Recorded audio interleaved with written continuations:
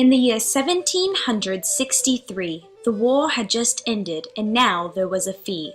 King George III did not want to pay it, so he had the colonists work to save it.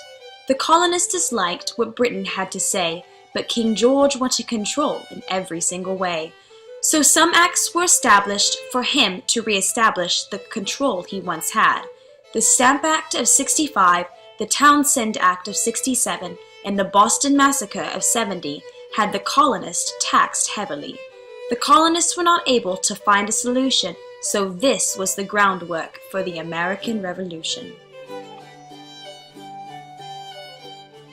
They've had enough of paying the British's outrageous rates. A group of patriots planned to save the state. Samuel Adams, the leader of the group, decided that he was done jumping through hoops.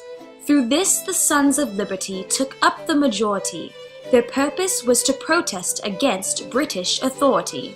The group had a variety of different occupations, including artisans, craftsmen, business owners, apprentices to save them. James Otis, Josiah Quincy, Paul Revere, and John Hancock all played a part because of their tremendous shock. In this rebellion, we know that hundreds took part, though most remained anonymous because of fear in their heart. In the area of Boston City, there lived the Sons of Liberty, who opposed the taxes the British put into act and decided that they were going to form a pact.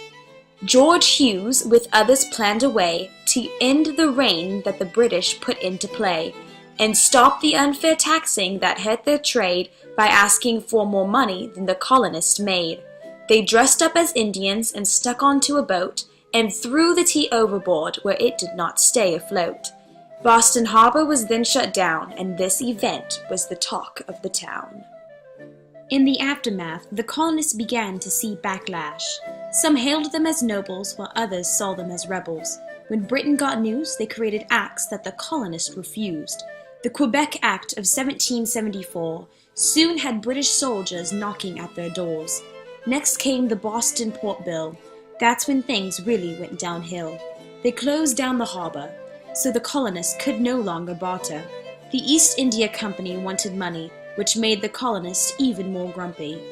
Finally, the Intolerable Acts, originally the Coercive Acts, meant to punish Massachusetts, an act everyone found abusive. It took power away from the colonists and gave Britain power in all the politics.